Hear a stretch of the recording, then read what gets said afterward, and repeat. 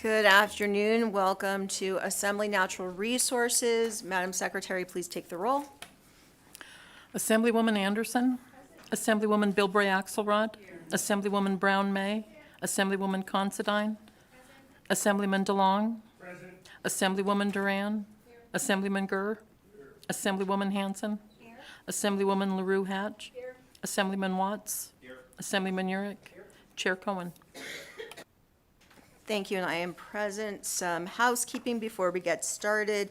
Please silence all of your electronic devices. If you wish to testify, please sign in at the table by the door and provide a business card to the committee secretary.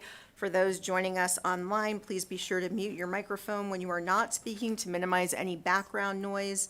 When testifying, please turn on the microphone and clearly state your name and affiliation, if any, for the record. Then turn the microphone off each time you're done speaking. For handouts, please provide 15 hard copies for members of the public. Electronic copies should have been submitted to our committee manager by noon, not yesterday, but the last business day for members of the committee. We expect courtesy and respect in our interactions during the meeting, even if we don't agree with another person's position on certain topics. Also, please note, committee members will be using laptops and other electronic devices to view handouts and other documents. Please don't view this as a sign of disrespect. So with that, we are going to have a bill session, then we're going to have our hearing, and then we will have public comment. So with that, we will begin our work session. Which of you are doing it? Go ahead.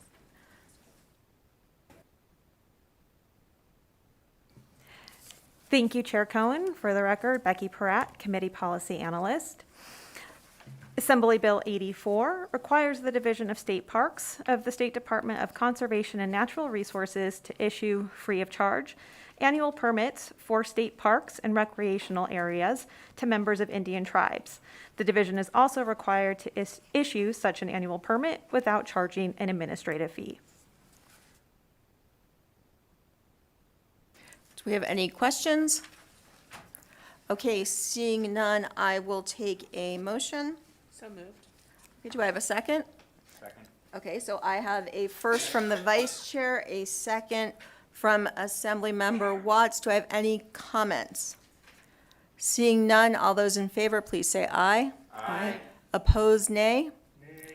Okay, so I have a nay from Assemblymember DeLong, and I will assign the floor statement. Would you like that, Assemblymember Watts? Yes, thank you, Madam Chair. Okay. Moving on to Assembly Bill 97. Assembly Bill 97 precludes cities, counties, and the State Public Works Board from prohibiting or limiting the use of certain refrigerants if the equipment containing these alternatives or substitutes is installed in compliance with certain industry standards. Additionally, the bill voids any currently existing city, county, or other government entity building codes currently limiting or prohibiting such substitutes. Southern Nevada Water Authority proposed an amendment to add an exception, which would allow cities, counties, and government entities to prohibit the construction or use of evaporative cooling mechanisms or restrict water service to properties utilizing these mechanisms. Do we have any questions? Okay, seeing none, I will take a motion to amend and do pass. So moved.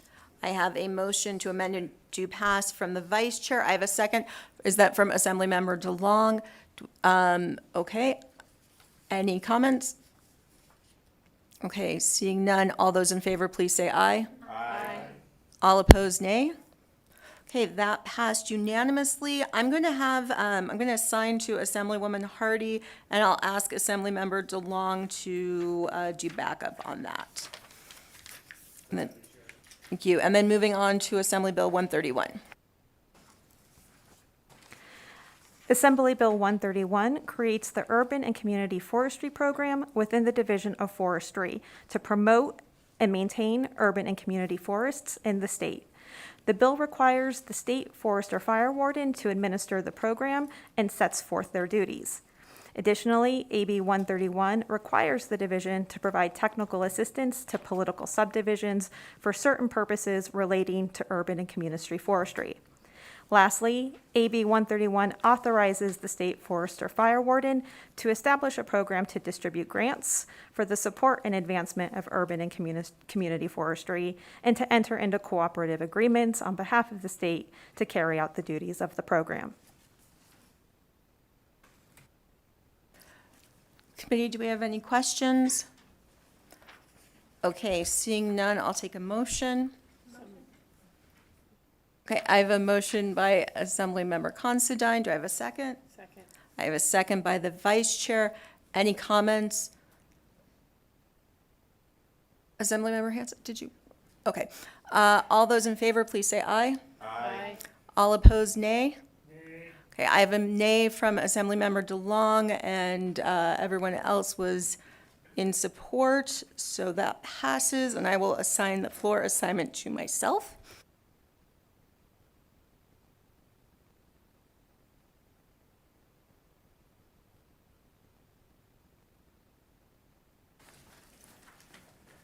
Okay, and with that, we'll open up the hearing on Assembly Bill 249, and I will turn the committee over to the Vice Chair.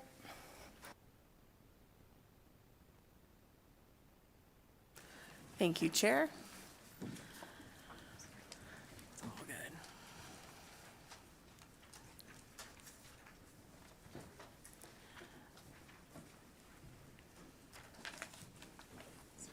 It's all good.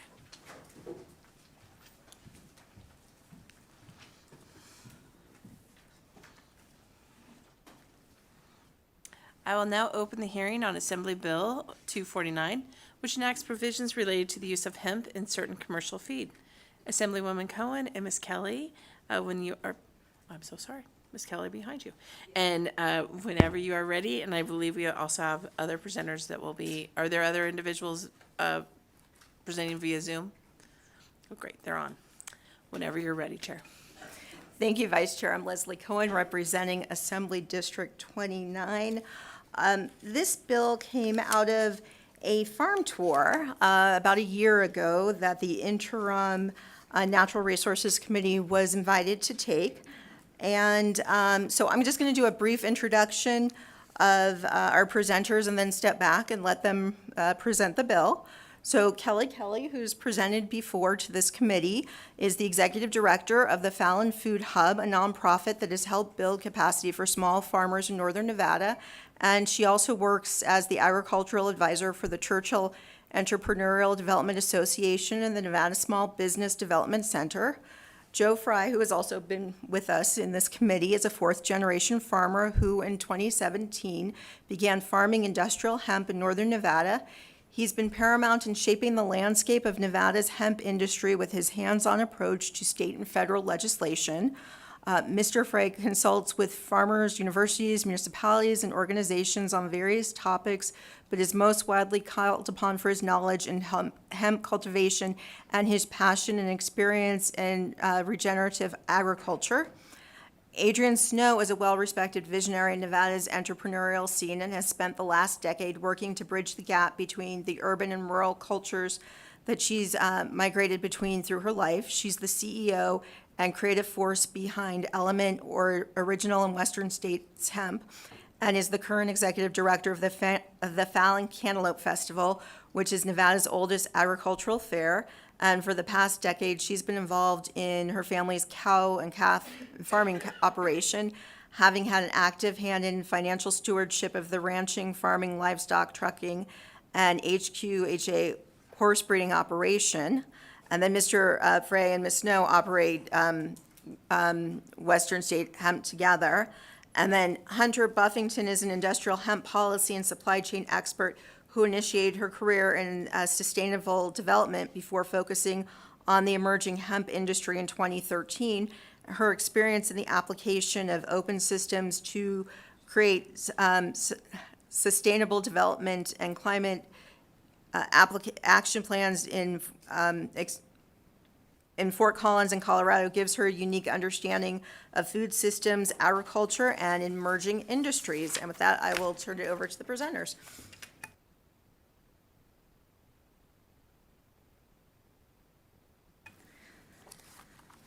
Thank you, Vice Chair and members of Natural Resources and Chair Cohen. For the record, my name is Kelly Kelly, first name Kelli, second name Kelly. And today we're here to talk to you about hemp, and we're pleased to present Assembly Bill 249. I will start our presentation with a brief history or an overview of the history of hemp cultivation and usage. My friend Farmer Joe Frey will talk about the benefits of hemp as a key component in diversified and regenerative farming and growing hemp in Nevada. His business partner, Adrian Snow, will talk briefly about the challenges of the economic side of hemp cultivation and sales in Nevada, as well as the history of collaboration between hemp producers in Nevada and researchers at the University of Nevada, Reno. And via Zoom, Hunter Buffington is our subject matter expert talking about hemp in commercial animal feed. So she'll talk about the value of hemp in that space. We'll wrap up with a walk through the bill and be available to answer any questions that you might have. So hemp is a very old plant. Researchers in China and Taiwan have discovered that hemp was in daily use for pottery, as a food in both seed and oil form, and as medicine dating as far back as 8,000 BCE. In 850, Vikings brought hemp to Iceland. Around that same time period, the Arabs started to make hemp paper. Hemp use was now ubiquitous, including in the farms of England. Farmers not growing were fined by King Henry VI. The colonizing Portuguese brought hemp to Brazil in the 1500s, which was the first documented instance of hemp in the New World. In 1606, hemp was brought to Jamestown in North America by English settlers. At that time, it was grown for rope, sails, and clothing. The early laws in the 1700s actually required farmers to grow hemp throughout the British colonies. The U.S. founders wrote Declaration of Independence drafts on hemp paper, and Abraham Lincoln used hemp oil in his lamps in 1840. The United States Department of Agriculture published a study in 1916 about the value of hemp. It stated that hemp provides 4 times more cellulosic fiber per acre than trees. The first roadblock to stand in the way of hemp production was the Marijuana Tax Act in 1937, which lumped in hemp and cannabis together. The dire circumstances created by World War II led to a brief resurgence of domestic hemp cultivation under the Hemp for Victory campaign, encouraging farmers to grow hemp in the United States so as to create a domestic supply for raw materials for rope and canvas, since the U.S. could not at that point source it from Asia during the war. Under that program, hemp was farmed on over 150,000 acres per year. After World War II ended, hemp was grown very spottily until 1957, which was the year the U.S. saw the last commercial production, until after 2014. So hemp started to catch on in the organic market as an edible and in fiber and textile markets, and the Canadian government legalized hemp production in 1998, which led to farmers in our northern states, North Dakota and Minnesota specifically, wondering why their neighbors across the border could grow hemp, but they could not. Also, farmers in Kentucky were desperate to find a crop that could replace tobacco, and they pushed for legalization of hemp in the United States. In 2014, with the Farm Bill, that Farm Bill allowed state departments of agriculture and institutions of higher education to administer pilot programs to research the production and marketing of hemp. Nevada was one of the first states to take advantage of this program, and hemp cultivation in the Silver State began. Hemp was fully legalized by the 2018 Farm Bill Amendment. That act removed hemp from the Controlled Substances Act. It allowed hemp to freely move throughout the nation, even through states that prohibit its cultivation in their border. It also gave tribes the right to regulate hemp on their own lands. And with that, I will turn it over to Farmer Joe.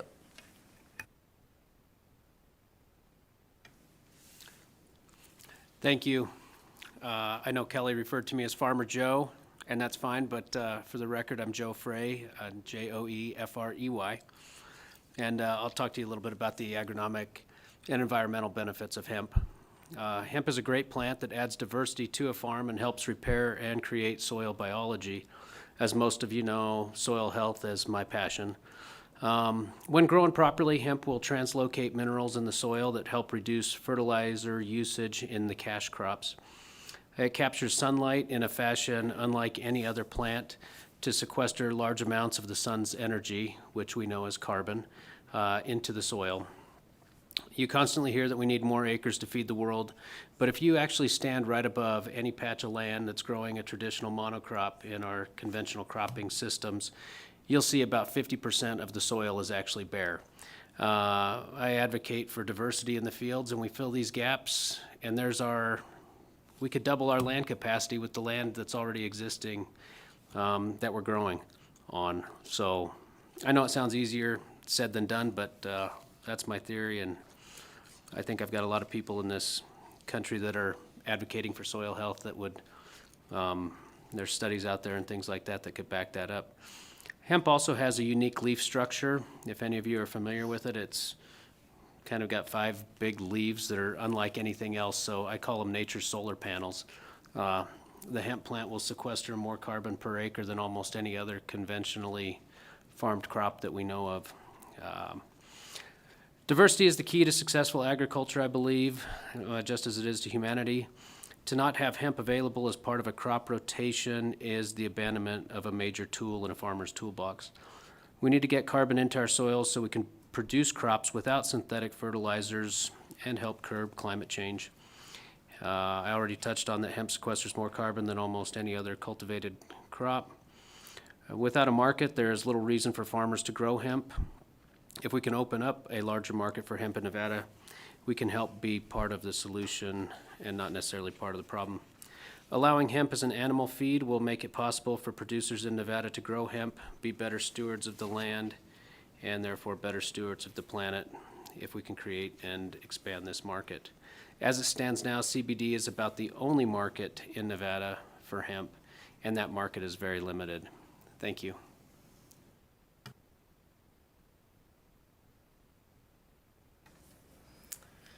For the record, I'm Adrienne Snow, ADRIENNESNOW, and thank you very much for having us. Hemp cultivation began in 2016 in Nevada after the passage of the 2014 Farm Bill and was, as my counterpart stated, one of the few states that stepped forward in the beginning to create these programs and provide the opportunity to cultivate the crop after 8 decades of prohibition. By the time the 2018 Farm Bill legalized hemp cultivation federally, all states had a cultivation program. While Nevada initially was a leader, the laws in place have made it extremely difficult for farmers to sell their crops, as many of the opportunities to manufacture value-added products were barred within the state. While it was legal for those manufacturing in neighboring states and could sell their products at retail establishments here. Examples of this include a moratorium on manufacturing edible goods and beverages containing CBD, yet it was illegal to sell foods and drinks containing CBD that were made elsewhere. Nevada cultivators lost money while farmers from neighboring states made exorbitant profits selling in the Silver State. Today, this market is highly competitive, and Nevada manufacturers have missed early entry opportunities to gain that market share. This example is again present in the roadblocks to entering the animal feed market. Extensive research on hemp in animals has been conducted by universities across the country since 2014, and decades of research exists from other countries regarding the safety and efficacy of hemp in animals and livestock. My company began giving samples of our hemp to professors at the University of Nevada, Reno in 2017 to examine the nutritional values and amino acid profiles within the plant. And we've worked with researchers at UNR every year since then in both providing data as well as growing for them. Often, we incur the bulk of those costs in an effort to spur the industry and move forward and find these channels to a profitable industry. If hemp ingredients are safe for human consumption and sold in nearly every grocery store in our state, please ask yourselves why Nevada would take the stance that it is unsafe for our animals to eat it, especially when abundant research indicates that hemp is not only safe for animals, but is a highly nutritive food source. Nevada has an opportunity to be one of the leaders again by allowing hemp as a feed ingredient. I believe the state also has a fiduciary duty to remove roadblocks for farmers that have spent years and in some cases millions of dollars cultivating federally legal crops that they cannot currently convert into safe, effective products to recoup their investments.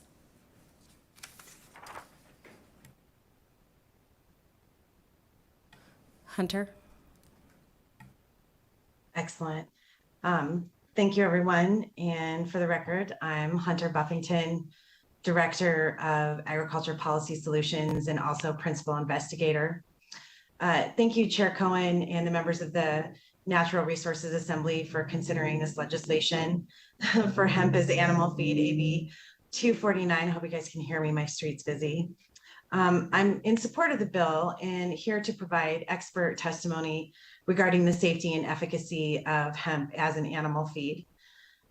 Some background information, and I'll talk a little bit more about those safety and efficacy findings. But hemp grain is an oil seed like cotton or flax. It's been used for millennia around the world for both food and animal feed. And as Kelly mentioned, was even used quite prolifically in the United States before the 1958 Food, Drug, and Cosmetic Act. This act, which was created and made the FDA, grandfathered into acceptance the commonly used food and feed sources that were being prolifically used at that time. Unfortunately, that was also the time that hemp was in fact prohibited from cultivation in the United States. So we missed that opportunity to be grandfathered in.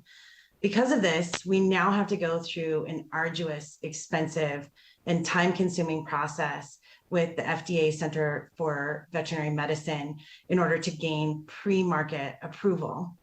The first ever application for hemp feed was for laying hens that was submitted at the end of 2020 by the Hemp Feed Coalition under my leadership.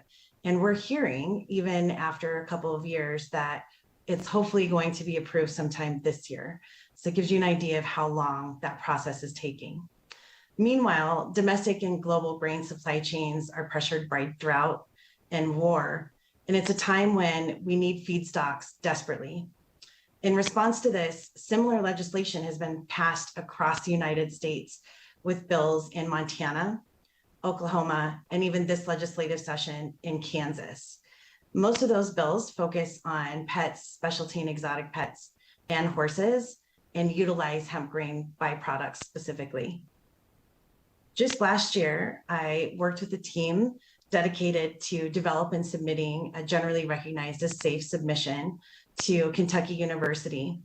This was accepted for hemp seed meal and hemp seed oil to be fed to all life cycles of chickens, as well as to horses. At the same time, we also prepared and submitted a new feed memorandum to the Texas Feed and Fertilizer Division.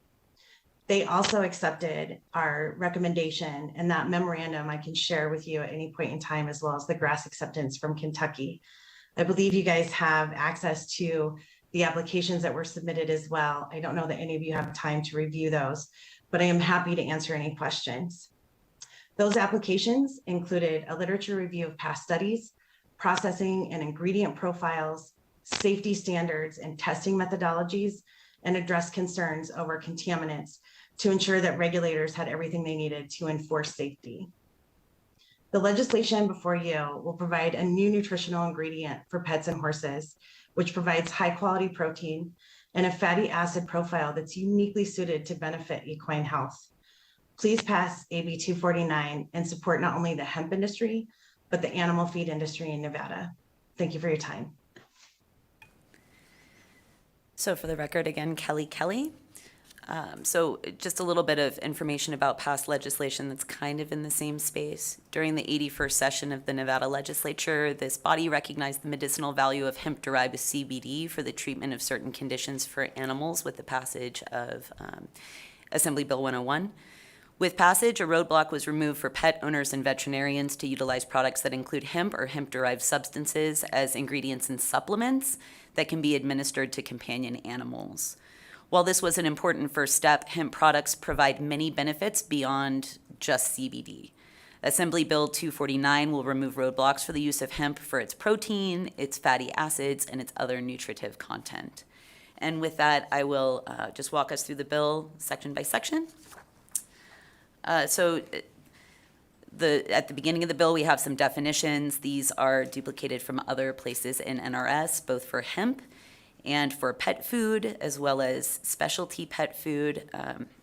I was asked this a couple of times.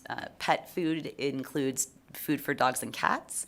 Specialty pet food includes animals besides dogs and cats that are kept primarily for the purpose of companionship. Additionally, there's a definition for commercial animal feed. And then Section 3, subsection 3, 3.3, says that the department shall adopt regulations to carry out the provisions of this section, which may include, without limitation, specific requirements for the labeling and inspection of commercial feed containing hemp. The next couple of pages we just have in sections 2 or 3 of this act. On page 4, at the bottom, pet food, specialty pet food, and other commercial feed that is intended for consumption by horses shall not be deemed adulterated solely because it contains hemp if such commercial feed is manufactured and distributed pursuant to Section 3 of this act. We have increasing language to include Sections 2 and 3 of this act, and that is just about it. And with that, if there are any questions, we'll be happy to answer them to the best of our ability. Thank you, and thank you for being so succinct. I do have a few questions from people, so Assemblymember Brown-May. Thank you, Madam Chair. Thank you for the presentation. I really appreciate that. And I will admit that I did not realize hemp is in my diet every day, right? Like it's part of my morning smoothie routine. So I guess if I'm eating it every day, I'm curious to know more about what's the hesitancy for adding it into animal feed. But my question is really relative to, we're not talking about hemp being the sole diet of an animal feed. We're talking about it. Can you talk about the composition? How does it intermix with other types of feed to become part of the food? Yeah, thank you for that question. This is Kelly for the record, and I'm going to turn that over to our feed subject matter expert, Hunter Buffington, via Zoom. Excellent. Thank you. I think that's a profound question that many of us wonder, but it really comes back to the process that was put in place with the Food, Drug, and Cosmetic Act. Because it wasn't grandfathered in, then it has to go through this pre-market approval. And on top of that, there's still some misconceptions about what is hemp and what is marijuana. So that's a little bit of what you'll hear more vocally concerned is confusion. But the reality is that just like any other animal feed ingredient that wasn't commonly being used right when the Food, Drug, and Cosmetic Act came into being, it would also have to go through a pre-market approval. So that's the question, or the answer to your first question. And then the answer to your second question is that hemp would not be the only ingredient in an animal diet. But what it does, it plays an incredible role as a protein supplement, especially for young growing animals, lactating mares. And then the fatty acid profile has some fatty acids in it that are actually hard to find in other natural oil seeds. So it not only has that lovely protein and amino acid component, but then it provides a fatty acid, GLA, specifically for horses that cannot be found without a very specific supplement. So not only does it provide great nutrition, it has some special properties, which is probably part of the reason that you're enjoying it in your smoothie as well. And I can give you percentages if you want to know how much can be fed to the animals, but I don't know if you want that specificity. Thank you. I appreciate that. The hemp that I use every day is one component of my overall diet, right? And it is obviously plant-based, and so does give you that whole protein or all 9 amino acids, it's my understanding. So it would be great to get additional detail relative to what is the percentage component to the overall feed product that we're talking about, and then what additional testing would be required to ensure the health and safety of the food product that you're producing. Excellent. So for hemp seed meal, you can include that in the diets of horses up to 20%. Hemp seed meal is going to be up to 30% of that diet, but you're not going to be wanting to feed that level of protein unless the horse was needing a lot more protein. So again, if it's a growing young horse or if it's lactating, but you're typically not going to see any ingredient in a diet that's going to be above 30%. We don't like to have single ingredient diets. I'm so sorry. Could you, Animals are no don't forget to different. say your name, please. Oh, I'm sorry. This is Sorry. Hunter Buffington. Thank Yes, you. thank you. So that 20% is pretty typically the sweet spot for most rations and ingredients. And then as far as safety and regulation, if it's compliant hemp material, which means that it meets the USDA definition of below 0.3% Delta 9 THC, then that's considered compliant hemp. In the GRAS notice that Adrian mentioned, which was for human food, that was in 2018, and FDA established a 10 part per million threshold for THC. Now, they did not clarify if it was Delta 9 or total THC, but I will share with you that there's only trace amounts found in hemp grain. It's considered a contaminant. If it is in there, it just means that there was plant material that was crushed along with those seeds when it was processed. And so we don't expect to find any more than 10 parts per million. And rarely is it above detectable limits, even at 1 part per million. So it's very, very low. And there's a number of safety and quality analysis that have been put forth. The American Standards Testing and Materials Association has a standard for that. This was also built into all of our applications. So we can share all the analytical chemistry with the regulators that they need to know that these products are safe and ready to be ingredients in those animal products. Thank you. Next, I'm going to go to Assemblymember Hanson. Thank you, Madam Vice Chair, and thank you for being here. It's very interesting. So I got a couple things I just want to get clear. I think somebody was mentioning, it might have been you, Ms. Buffington, mentioned some other states. Maybe I was taking notes. Could we maybe get a list of some of the states that allow this sort of thing? I think you might have mentioned in office with me, but I wanted to make note of it. And then I have, if it's okay, Vice Chair, I have a follow-up.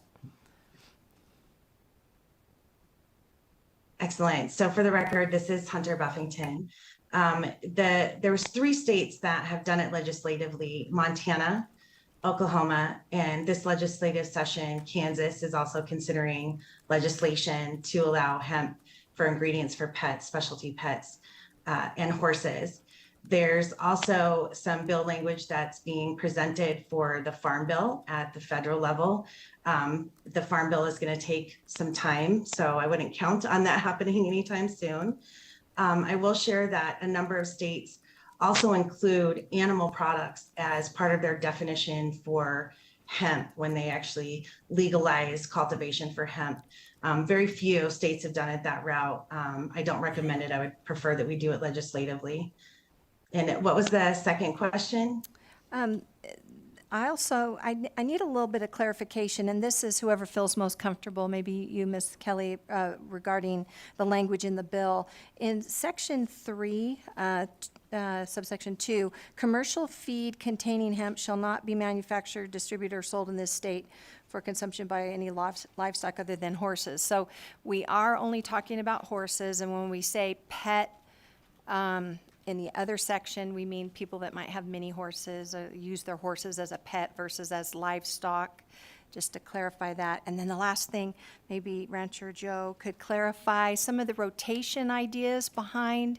I was kind of really interested in that concept of that this is a rotation thing, but then also it opens up a market in Nevada for Nevadans, producers, to be able to grow this and then sell it within Nevada. And maybe you could talk a little bit about that market after we address the other one. Thank you. Sorry, I really squeezed a lot in there. I appreciate the indulgence. Yeah, no problem. Thank you, Assemblywoman Hanson. Kelly, for the record, So with the first question, we did limit, in approaching this legislation, we looked to the other programs that are in existence and that are successfully being deployed. And the original that has been in place and has been in operation for quite some time is Montana. The reason that we kept it to pet, specialty pet, and horses is because those animals exist entirely outside of the commercial human food chain.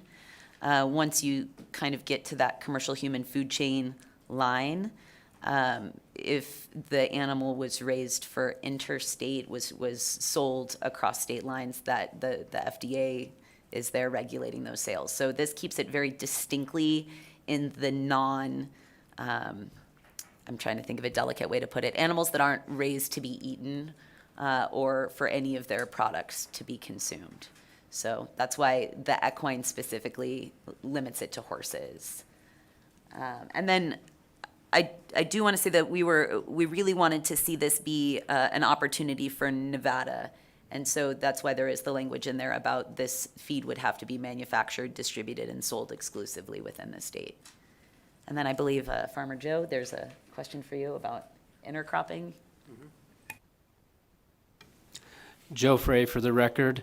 To answer that question, I've done several different types of growing methods. We have done kind of traditional monocrops with hemp, where we eliminate whatever crop was previously there and grow nothing but hemp on the surface. But where I think this plant really shines is in intercropping it with other existing crops. So, for example, out in Fallon, we're alfalfa producers predominantly. I've been moving the farm over to having grasses blended in with the alfalfa, and then we'll interseed hemp into the alfalfa. So you have, maybe 5 or 6 different varieties of stuff growing there, and maybe hemp is the cash crop per se that would be sold for the money, and then you would consider the alfalfa and grass underlayment as a cover crop. That there's this symbiotic relationship that keeps fertility and pesticide needs down, and then that's usually fed off to cattle in the winter months. Does that answer your question? Good, thank you. Thank you. Next up, Assemblymember LaRue Hatch. Thank you, Vice Chair, and thank you for talking about soil and regenerative ag today. I actually had a question about the labeling, which is in Section 3, subsection 3. So I know that it says that we will be labeling commercial feed, but is the intention for that to also apply to the pet food and specialty pet food so people are aware of what they're purchasing? Yeah, Kelly for the record. So this whole proposed statute exists within existing statute that is the commercial animal feed statute. So any feed product that is created for sale in the state has to be licensed through that program, and that is overseen by the Department of Agriculture. And so that language just gives them the ability to set requirements about what goes on the label in the same ways that they have requirements for ingredient labeling on other types of commercial animal feed. Great, thank you. Assemblymember Urick. Thank you, Vice Chair, but it appears there was a delay in my request to cancel that because it's already been asked. Well, then come up with the question quickly. Just kidding. I actually do have a question in regards to Section 3.2, and it's already been mentioned a little bit, but I was just wondering, under that section, it's very clear that it has to be with distribution and sold. Is there any way at all to also include any sort of research purposes, especially since it was mentioned during the presentation? Is there any sort of opening to also add in research with the university system and for other animals as well? Yeah, Kelly for the record. So I think that there are a lot of us who are fans in this room of enabling the researchers at University of Nevada, Reno to conduct additional research around that. I'm going to pass it over to Ms. Snow to talk a little bit about what if some of those barriers and challenges have been. Adrian Snow for the record. We first began working with UNR in 2017, giving them samples of our material. And one of the things that came up right out of the gate was a fear to utilize the material that they were studying because there was not explicit language allowing them to do so. So they were not disallowed. However, being that there's a lot of grant money at stake and there was not explicit language to guide them and create a framework for them to feed this material to animals and subsequently utilize the end-use products, eggs, dairy, meat, they certainly can and should be considered if we are going to add any amendments to the bill to give them a little bit more security when moving forward in their research. Thank you. And so maybe I'll ask the chair if I could possibly work with you on that for outside of this area. Assemblymember Watts. Thank you very much, Madam Vice Chair. Thank you so much for the presentation. I had the pleasure of visiting Western States Hemp during the tour that Ms. Kelly put together, and really appreciate you bringing this policy forward. I know it's something that we've talked about a bit, and I wish that we could open up some of the limits that are in place from the federal government a little bit more. You know, from the extremely low thresholds that are used, the requirements for how plants that go over those thresholds have to be destroyed, and of course opening up some of the use cases for hemp. So I appreciate you bringing forward something that helps set us up a little bit better for that. I guess one question I had perhaps for the technical experts on the panel, you mentioned that folks in the industry are actively pursuing trying to open this up so that it could be used as a livestock feed product. Do you have any sense of what that timeline is? I know it's always asking when something is going to happen at the federal government is always a dangerous endeavor, but I thought I'd ask anyway. Kelly, for a brief moment, I'm going to pass that to Hunter Buffington. Excellent. That, if I had a crystal ball, I think I would still be frustrated. When we originally had our first meetings with the FDA CVM, I asked them what they thought the time frame would be, and they described lightning speed to me as between 2 and 4 years for an approval. To put that into perspective, we were able to achieve the 2 state-based GRAS notice in Kentucky and the feed acceptance in Texas in under 6 months. And the work was not much different for setting up a state-based notice and approval than it was for the work that we did with the FDA. The other big difference that I will say with the states is that the states have their own feed control official. And I was going to circle back to this in a question about labeling, because I work quite closely with the Association of American Feed Control Officials. And through the process of developing the notices, I worked closely with them to put together a label with the investigators as well as the definition. So that definitely helps the states work together and to have a cohesive definition and label for these products. I really would love to see the federal government also mimic what we were able to do in those states, where you could see that we were able to prove safety for the entire life cycle of horses and the entire life cycle for chickens. The FDA Center for Veterinary Medicine really wants those applications to be very focused and specific on individual categories. So what that means is that the application that you have in front of you would be the same volume of material, but it would only be focused, for example, on brood mares, rather than having that work for brood mares for growing yearlings and weanlings, as well as retired horses. So the process is quite different between the federal government and the states. And to your point, that the federal government takes much longer in that deliberation. I don't think any of us are surprised by that, but I am seeing that cohesion across the United States. There's a very strong desire to open these markets, and that's what I'm excited to be having a conversation like this with you guys in Nevada. Thank you so much for that. Madam Vice Chair, may I follow up? Please. Thank you for that. And one of the things, while that is a little disappointing, one of the things I wanted to make sure is, it sounds like, unfortunately, we'll have some time to come back and continue to review some of these things, because one of the things, obviously, is that we don't meet at all times, and I want to make sure that we try and have some policy in place that sets us up so that we can be on the leading edge of this market. Unfortunately, it sounds like this is going to be an ongoing conversation, and probably something that we're going to keep revisiting in future sessions.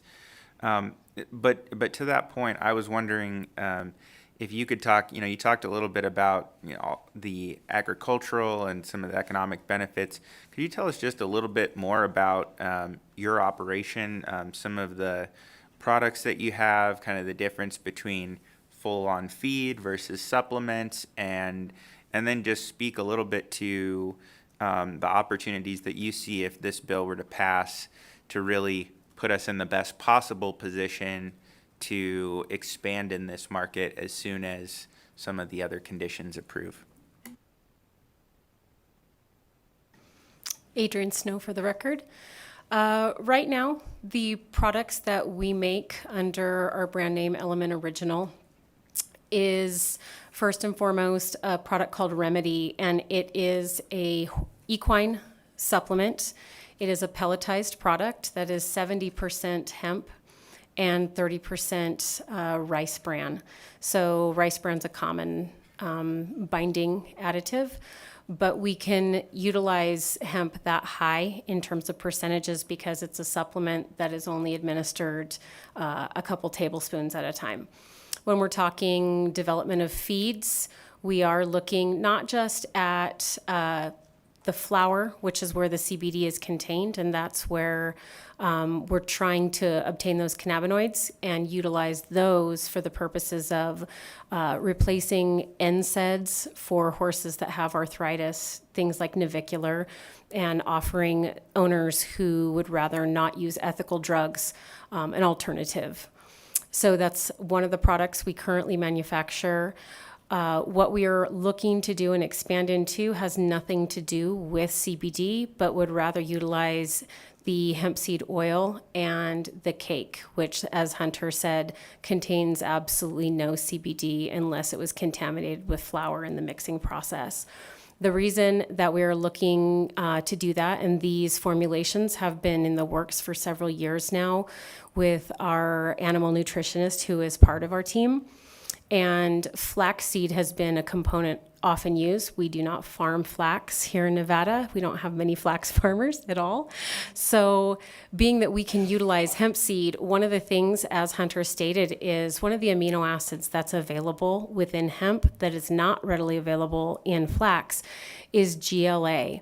We rely primarily on ALA, and it takes the body a lot longer to convert ALA into a usable component, whereas GLA is immediately available for processing by the body, both humans and horses.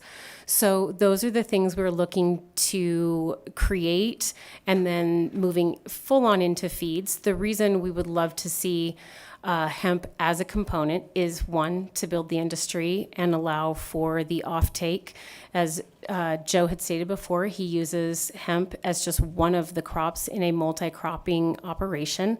So if hemp were allowed, even though in some of his fields there is a very small amount of hemp as one of the crops present, to bale that along with any of the other grasses that he has would allow that crop to be saleable for horses at some point. But as it stands now, even if only 5% of the bale contained hemp, that would not be allowed. So those are some of the things we can look at in the future. Committee, any more questions? Seeing none, thank you so much for the presentation. I'm going to open it up for testimony in support, opposition, and neutral. Just a reminder, testimony in support means you support the bill in its entirety. Testimony in opposition is if you oppose anything in the bill, even if it's just one small thing, but you love the rest. And testimony in neutral is not taking a position at all. It is just providing us with information. Please limit your testimony to 2 minutes. And so if you are in support, if you'd like to come on up here in the Carson City area.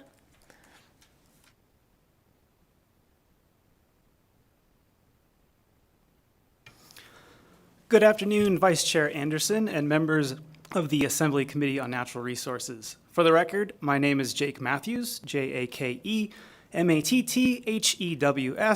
with Carrera, Nevada, and I'm testifying in support of AB 249 on behalf of the Chamber of Cannabis. The Chamber of Cannabis is Nevada's largest and most diverse 501c6 business trade organization, comprised of 62 businesses and 400 industry professionals. The Chamber creates a more conscientious, inclusive, and thriving industry by moving commerce forward, restoring justice, and positively impacting our community. The Chamber urges your support for AB 249. Thank you. Thank you, Mr. Matthews. Anyone else here in Carson City? Seeing nobody coming on up, we'll try over in the Las Vegas area. I see one person there. Please begin when you're ready. Yeah, my name is, I'd like to testify very briefly. My name is Al Rojas. I reside in Assembly District 12, which is part of Senate District 21, and I frequently visit Senate District 2 and Senate District, I believe it's 11 or 10, Fabian Donantes. I happen to be a retired electronics engineer who is an entrepreneur.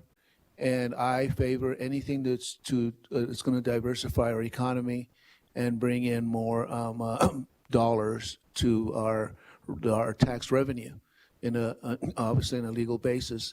And it would definitely just focus more attention on the non-hallucinogenic aspects of cannabis. And I do know that hemp has a strong history being a product that you can make rope from, clothes from. I believe somebody once mentioned that our President Washington had hemp farms in his time. So I do believe that there is an economic opportunity for Nevada, which we are definitely trying to diversify our economy, increase our tax base, and focus on the non-hallucinogenic aspects of hemp. Thank you very much. Thank you, Mr. Rojas. Anybody else in Vegas? Seeing nobody entering. PBS, is there anybody wishing to speak on the line? Chair, the line is open and working, but there are no callers at this time. Thank you so much. Let's move on into opposition. Is there anybody that's wishing to speak in opposition in Carson City? Seeing nobody coming. How about in Carson? Seeing nobody coming to the mic there either.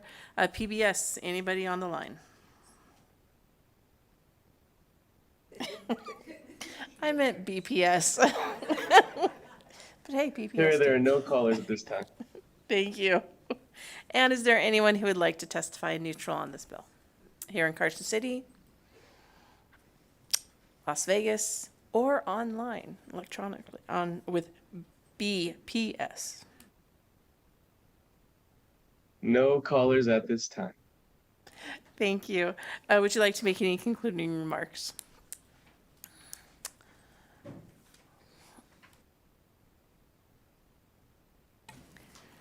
Again, Kelly Kelly for the record. I just wanted to thank Chair Cohen, Vice Chair Anderson, and members of Natural Resources for hearing us today on AB 249. We'll be looking forward to continuing conversation.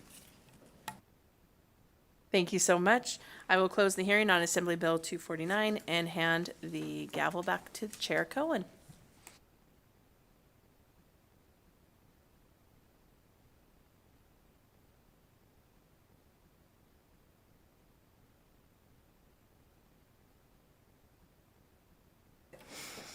Thank you, Vice Chair. With that, we will open up for public comment. Do we have anyone for public comment in Carson City?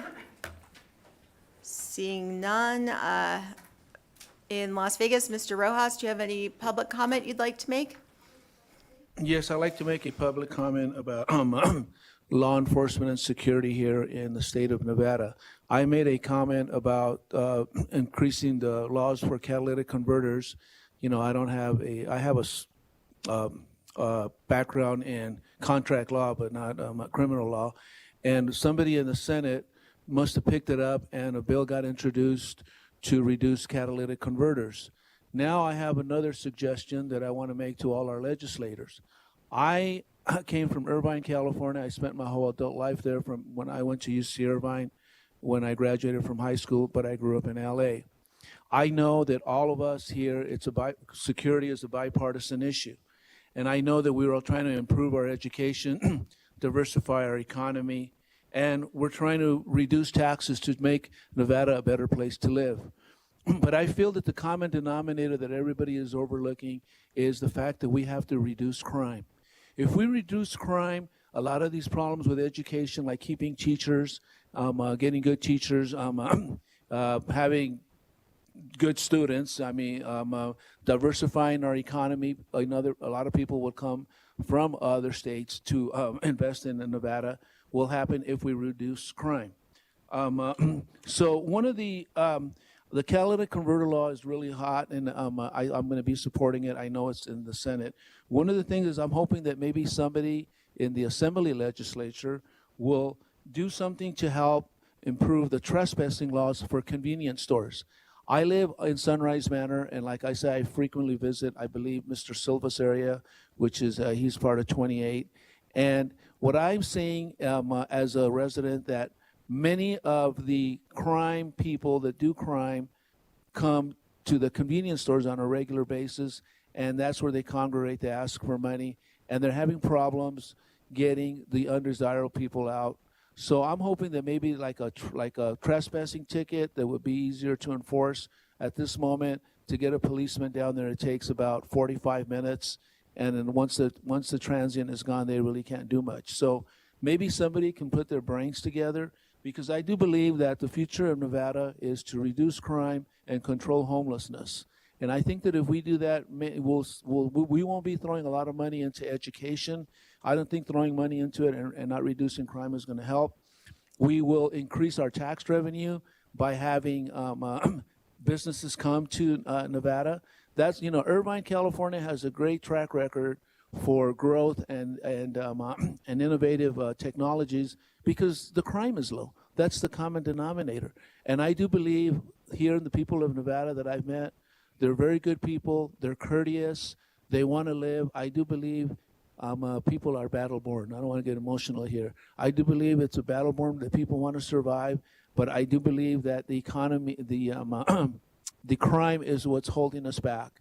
And I'm hoping that maybe somebody in the Assembly looks at the trespassing laws, takes into consideration how the convenience stores are attracting a lot of crime, and maybe we can do something in that area or do something else to reduce crime. And I think that it's going to definitely improve, especially the inner city of Las Vegas, Nevada. Thank you very much. Thank you, sir. BPS, do we have anyone on the phones for public comment? Chair, there are no callers at this time. Okay, committee, any comments? Okay, seeing none, we are adjourned. Thank you.